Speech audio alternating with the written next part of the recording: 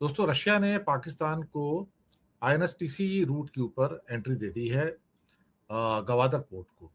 मुझे लगता है कि एक बहुत बड़ी मेजर डिप्लोमेटिक विक्ट्री भी है, पॉलिटिकल विक्ट्री भी है और दोनों देशों के बीच में कहा जाए तो ये एक पैराडाइम शिफ्ट है उनकी पॉलिटिक्स में। दरअसल पिछले कुछ समय से हमने देखा था कि पाकिस्तान भी रशिया की ओर झुकता नज़र आ रहा था और रशिया के भी कुछ ऑफिशियल्स पाकिस्तान के दौरे पर आए थे। दरअसल कहानी शुरू होती है भारत के अमेरिका की ओर एक्स्ट्रा ऑर्डिनरली टिल्ट के कारण और वहां से रशिया में थोड़ी नाराजगी थी और नाराजगी को कई मायनों में उसने जाहिर किया। S-400 को 2-3 साल डिले किया, सबको पता है। अस्सलामुअलैकुम दोस्तों। रशिया ने पाकिस्तान को international north south transport corridor में शामिल कर लिया है। इससे पहले क्या हो रहा था? कॉरिडोर ईरान में चोबार कॉरिडोर पर आकर रुक जाता था। वहां से इंडिया के मुंबई पोर्ट को ये अटैच करता था। पाकिस्तान को बाईपास किया जा रहा था। अब पाकिस्तान की ग्वादर के साथ रशिया ने कॉरिडोर को अटैच कर दिया है। इससे पाकिस्तान को मिडल ईस्ट के तमाम ममालिक के साथ दोबारा एक्सेस मिल गई है। पाकिस्तान के अफ़गानिस्तान के साथ ताल्लुकात ख़राब होने से पाकिस्तान की सारी ट्रांसपोर्ट रुक गई थी। मिडल ईस्ट के लिए बहुत मुतासर हुई थी। अब ये खुल चुकी है। इससे पाकिस्तान, रशिया और सारे ममालिक के साथ तजारत कर सकता है। अब बहुत सालों से तमन्ना थी पाकिस्तान की कि गवादर को इसमें लिया जाए। गवादर पोर्ट जो है कोई बहुत ज्यादा दूर नहीं है चबहार से, हार्डली 150 किलोमीटर की दूरी पे है। यानी कि बॉर्डर से 60-70 किलोमीटर एक इधर, 60-70-80 किलोमीटर इधर, कुछ मोटा मोटा। अब गवादर को अगर ये एंट्री मिलती थी यहाँ से तो ये पाकिस्तान के लिए एक डिप्लोमेटिक विक्ट्री है। मुझे लगता है कि रशिया के द्वारा उनके डेप्टी प्राइम मिनिस्टर ने घोषणा कर दिया कि हाँ, गवादर को अब इंक्लूड कर लिया गया है। ये चाइना की विक्ट्री है क्योंकि गवादर जो है वो पाकिस्तान के अंदर चाइना ऑपरेटेड पोर्ट है, उन्हीं के द्वारा बनाया गया, उन्हीं के द्वारा ऑपरेटेड पोर्ट है और वहां पर चाइना ऑपरेटेड एक इंटरनेशनल एयरपोर्ट भी है, वो भी चाइना के द्वारा बनाया गया है। अगर हम इसको नक्शे के द्वारा समझने की कोशिश करें कि रूट क्या है तो आप समझ पाएंगे कि जो मैं कहने की कोशिश कर रहा हूँ। आप देखेंगे यहाँ पर एक ब्लू लाइन के अंदर एक रूट है जो कि वाया रेड सी होकर मेडिटेरेनियन और उसके बाद इंग्लिश चैनल घूम के पूरा का पूरा फिर सेंट पीटर्सबर्ग जाता है और बीच में मॉस्को आता है। लेकिन अगर आप रेड लाइन को देखते हैं तो आपको पता लगता है कि लाइन बहुत छोटी है और ऑलमोस्ट आधा रूट हो जाता है हमको मॉस्को और सेंट पीटर्सबर्ग पहुंचने में। सेंट पीटर्सबर्ग की एक व्यथा ये है कि है तो समुद्र किनारे लेकिन यहाँ पर साल के बहुत सारे महीने बर्फ जमी रहती है तो वो नॉन ऑपरेशनल हो जाता है। तो यहाँ पहुंचने के लिए एक बहुत बड़ी दिक्कत हो जाती है कि यहाँ शिप पहुंच नहीं पाते हैं और सेंट पीटर्सबर्ग में अगर किसी को चीज को पहुंचाना हो तो फिर वो वाया मॉस्को इसी रूट से जा सकता था। ये आप देखेंगे बीच में तेहरान से होके सारा का सारा रूट जो है ये चबहार या बंदर अब्बास से तेहरान, तेहरान से ऊपर बंदर अंजाली है जो कैस्पियन सी में है, ईरान का है और फिर ऊपर ये अजरबैजान होते हुए ये सेंट्रल एशिया और रशिया को केटर करता है। तो अगर हम इसको दूसरे एक मैप में देखें तो आप पाएंगे कि अगर भारत से इस रूट को देखें तो रेड लाइन कितनी छोटी है और ब्लू लाइन से अगर आप पूरा घूम के आते हैं कि पहले यहाँ से आप रेड सी में जाएंगे, स्वेज कैनाल क्रॉस करेंगे, उसके बाद आप मेडिटेरेनियन सी के अंदर आएंगे, फिर आप इंग्लिश चैनल से होके जाएंगे, वहां से बाल्टिक सी के अंदर जाएंगे, तो आपका रूट इतना लंबा हो जाता है और ये आपका रूट आधा हो जाता है इससे और टाइम भी कम लगता है। अब अगर इस मैप को देखें तो ये इस मैप से भी आपको पता लगता है कि ये रूट कैसा है। इसमें बाय रोड भी आप जा सकते हैं एक्चुअली देखा जाए और कैस्पियन सी के रूट के अंदर से भी होके जा सकते हैं जहां पर जहाज बहुत आराम से आपको सेंट्रल एशिया में और साथ में रशिया और ईस्टर्न यूरोप पहुंचा सकते हैं। अगर इस मैप को देखें तो आपको एक मैप यहाँ भी एक राइट में आपको गवादर का मैप बिल्कुल क्लियर कट नजर आ रहा है। अब यहाँ से चबहार पोर्ट और गवादर में बहुत ज्यादा दूरी नहीं है, खासतौर से इस बड़े मैप में आप देख सकते हैं यहाँ पर कि चबहार और गवादर बिल्कुल पास पास है। अगर हो सकता है कि यहाँ से कोई कंटेनर चले ट्रक के अंदर गवादर से और उसको चबहार पोर्ट तक अगर पहुंचना हो तो मुझे नहीं लगता उसको 5-6 घंटे से ऊपर लगेंगे, बहुत आराम से वहां पर पहुंच जाएगा। अब चूंकि गवादर को अलाउ किया गया है और रशिया ने साइन कर दिया है इसके ऊपर, अब अलाउ कर दिया है, ये चाइना के लिए विक्ट्री है, ये पाकिस्तान के लिए बहुत बड़ी विक्ट्री है और भारत के लिए मुझे लगता है एक सेटबैक है क्योंकि भारत कभी भी नहीं चाहता था कि पाकिस्तान का गवादर पोर्ट जो है वो आईएनएसटीसी जो कि international north south trade corridor है उसका एक हिस्सा बने। लेकिन गवादर को अलाउ करके एक किस्म से रशिया ने भारत के साथ अपनी नाखुशी को या नाराजगी को जाहिर किया है। डिप्लोमेसी में ये जो एक सटल इंडिकेशंस हैं, इन्हें समझने की जरूरत है कि आखिर अमेरिका और चीन का जो झुकाव था पाकिस्तान के प्रति, अब रशिया का ये एक सिग्नल दिया जाना, ये अपने आप में मुझे लगता है कि पाकिस्तान के लिए एक बहुत बड़ी डिप्लोमेटिक विक्ट्री है। गवादर का आईएनएसटीसी में आना, international north south trade corridor में आना और यहां से ट्रकों का वहां जाके कैस्पियन सी तक पहुंचना, this is a mega victory for Pakistan, for China also. कहने को ऊपर से लावरोव साहब या पुतिन कहते तो हैं कि हम भारत के अच्छे दोस्त हैं, ऑल टाइम फ्रेंड हैं, लेकिन अंदर से अंदर उनको पता है कि इंडिया रशिया के पास सिर्फ तेल लेने के लिए आता है और कुछ नहीं है। इंडिया का या थोड़े बहुत मिलिट्री वेयर्स जो हैं बचे हुए हैं, उसके जो कंपोनेंट्स हैं वो लेने के लिए आता है। अदरवाइज तो अगर ये भी नहीं होता था तो इंडिया शायद रशिया से अपने संबंध भी तोड़ सकता था या इतना मिनिमम रखता है कि जिसकी जरूरत नहीं थी। लेकिन एक बहुत इंपॉर्टेंट रूट था जो इंडिया के पास चबहार के थ्रू में था, जो कि आईएनएसटीसी का रूट था। ये international north south trade corridor है। इंडिया इसको साइडलाइन करके आप देखिए एक आईमैक बनाना चाहता था, इंडिया मिडिल ईस्ट और यूरोप का कॉरिडोर बनाना चाहता था। ये कॉरिडोर गल्फ में से होके ऊपर ग्रीस में से होके और यूरोप जाने का कॉरिडोर था।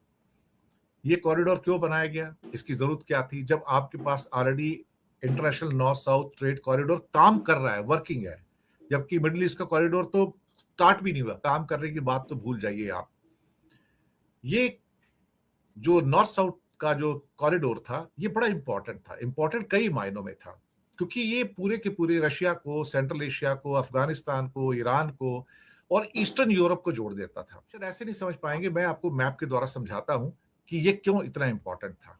और गवादर पोर्ट को रशिया ने परमिशन दिया आईएनएसटीसी का एक पार्ट बनने को, तो ये पैराडाइम शिफ्ट है इस रीजन की पॉलिटिक्स के अंदर। यहां पर ये, जी हाँ, ये आपके सामने मैप आया है। इस मैप को आप देखेंगे तो आपको पता लगेगा कि इंडिया से शिप चलता है तो उसके दो तरीके हैं। एक तो पूरा रेड सी में से होके सुएज कैनाल का चक्कर काट के भूमध्य सागर यानी कि मेडिटेरेनियन सी, उसके बाद इंग्लैंड और फ्रांस के बीच में से क्या कहते हैं इंग्लिश चैनल क्रॉस करके, फिर उसके बाद ऊपर का जो एक बाल्टिक सी है वहां से होके आप सेंट पीटर्सबर्ग पहुंचते हो। ये ब्लू लाइन के अंदर दिखाया हुआ रूट है। लेकिन एक रेड लाइन का रूट जो है, जो यहाँ से चबहार पोर्ट जाते हो या बंदर अब्बास भी जाते हो ईरान में, और वहां से एक ऊपर कैस्पियन सी पड़ता है। कैस्पियन सी के अंदर बंदर अंजाली है, बंदर अंजाली से जा सकते हैं या बाई लैंड रूट भी जा सकते हैं, और ये आप शॉर्ट रूट के द्वारा सेंट पीटर्सबर्ग और मॉस्को तक पहुंच सकते हैं, और इसके द्वारा अजरबैजान हो या फिर आप सेंट्रल एशिया है वहां पर भी आप पहुंच सकते हो। ये रूट बड़ा इंपॉर्टेंट था। इस रूट का पार्ट अभी तक पाकिस्तान नहीं था। पाकिस्तान चाहता था कि उसका रूट का पार्ट बने, और अभी तक नहीं। रशिया की परमिशन के बिना हो नहीं सकता था, क्योंकि सेंट्रल एशिया जो है रशिया के आधिपत्य में, अधिकार में है। अब इसमें आप देखेंगे यहां पे कि यहां से भी एक रूट निकलता है, एक रूट जो नीले रंग में पूरा घूम के आ रहा है। आप देखो मेडिटेरेनियन भी है, उसमें ऊपर इंग्लिश चैनल भी है, बाल्टिक सी भी है, इधर से रेड सी भी है। तो कितना लंबा रूट है अगर रशिया पहुंचना हो, या इवन आपको कहा जाए तो अपर यूरोप तक पहुंचना हो, ईस्टर्न यूरोप तक पहुंचना हो, तो बहुत मुश्किल है, लंबा है।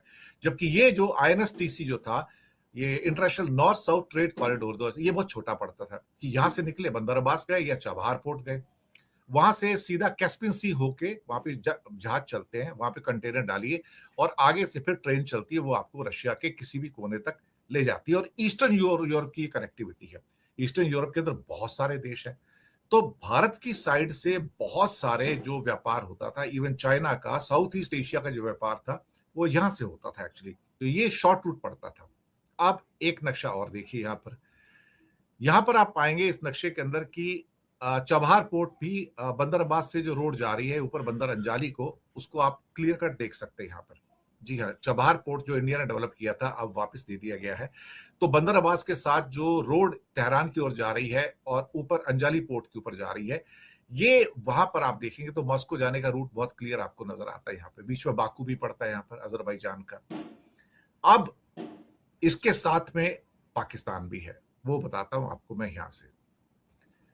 इस नक्शे को अगर आप देखेंगे तो आपको पता लगेगा कि यहां पर चबहार पोर्ट या बंदर अब्बास से आप सीधा रशिया जाते हैं और सेंट्रल एशिया जाते हैं, ईस्टर्न यूरोप को भी जाते हैं। एक राइट का जो मैप है इसमें आप देखेंगे कि गवादर पोर्ट बहुत ज्यादा दूर नहीं है चबहार पोर्ट से। चबहार पोर्ट बॉर्डर के ईरान और पाकिस्तान बॉर्डर के करीब 70-80 किलोमीटर इधर और ये 70-80 किलोमीटर इधर, बस टोटल मिला के 140-150 किलोमीटर का फर्क है दोनों में। एक अगला मैप पे शायद आपको पिक्चर ज्यादा क्लियर नजर आएगी। अब यहां से देखिए कि आप सीधा यहां से, ये जो गवादर पोर्ट है, गवादर पोर्ट से आप सीधा चबहार पोर्ट के कनेक्शन को आते हैं, बाय रोड आते हैं और फिर आप कैस्पियन सी होके बहुत आराम से आप रशिया और ईस्टर्न यूरोप को सप्लाई कर देते हैं। एक्चुअली ये रूट चाइना को भी चाहिए था, मैं आपको बताऊं, सच कहा जाए तो इस रूट की जो जरूरत थी वो चाइना को भी थी। और चाइना के लिए चूंकि गवादर पोर्ट चाइना का पोर्ट है, चाइना ऑपरेटेड पोर्ट है, तो वो सीपैक रूट का एक पूरा जो एक होता है चाइना पाकिस्तान इकोनॉमिक कॉरिडोर का महत्वपूर्ण हिस्सा है। यहाँ पे चाइना का नेवल शिप्स भी रहते हैं, सबमरीन्स भी रहती हैं। यहाँ पे चाइना ने एक इंटरनेशनल एयरपोर्ट भी डेवलप किया है। रशिया ने अलाउ किया साहब इसको। सबसे इंपॉर्टेंट न्यूज ये कि रशिया ने इसको आज अलाउ कर दिया कि हाँ, गवादर पोर्ट जो है आईएनएसटीसी का हिस्सा बनेगा।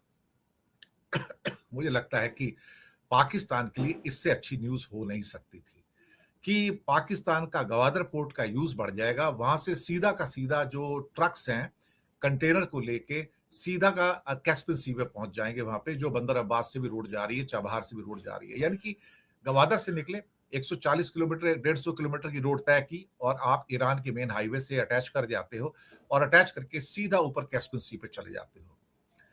रशिया ने पाकिस्तान के गवादर पोर्ट को international north south transport corridor में शामिल करने पर एग्रीमेंट कर लिया और रशिया के डेप्यूटी प्राइम मिनिस्टर अलेक्सी ओवरचुक ने आज इस लिंक को वेरीफाई किया और उसको अलाउ कर दिया। पाकिस्तान इसके लिए बहुत कोशिश में लगा था, जिस पर अब रशिया तैयार हो गया। भारत के लिए एक्चुअली देखा जाए तो यहां से चिंता की घड़ियां, यानी कि थोड़ी सी यहां पे वरिंग साइन आएंगी कि अल्टीमेटली हो क्या रहा है। क्योंकि मैंने पहले भी जैसे बताया कि हो क्या रहा है अल्टीमेटली कि भारत तेल को छोड़ दो अगर, या छोटे मोटे जो आर्मी के कंपोनेंट्स, तो भारत तो कुछ खरीदता ही नहीं वहां से। जब आप कुछ लेते ही नहीं वहां से तो आप धीरे धीरे आप उसको अवॉइड कर रहे थे। रशिया की सैंक्शन का इतना डर इंडिया को, इतना डर कि साहब आपने पूरा का पूरा रशिया का तेल लेना छोड़ दिया, गैस लेना छोड़ दिया, बाकी चीजें भी लेनी छोड़ दी, तो हालत बहुत खराब थी।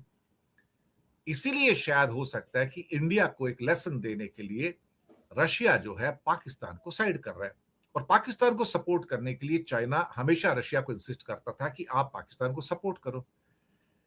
अब जैसे कि यहां ब्रिक्स की मीटिंग हुई, अब अगली मीटिंग जब ब्रिक्स की होंगी, खास तौर से जब चाइना और दूसरे देश में होंगी, तो मुझे यकीन है कि उसके अंदर आप पाएंगे कि पाकिस्तान भी एक किस्म से ब्रिक्स के अंदर शामिल कर लिया जाएगा। आप देखिएगा इस बात को, वो आएगा उसके अंदर और उस समय हम कुछ नहीं कर पाएंगे। वैसे भी इंडिया का रोल इस टाइम ब्रिक्स के अंदर एक साइडलाइन हो चुका है क्योंकि हमारा कोई इंटरेस्ट नहीं है। हम अमेरिका की गोदी में जाकर बैठ गए हैं, तो हमने अपने पैरों पर एक्चुअली खुद कुल्हाड़ी मारी है और कुछ भी नहीं है।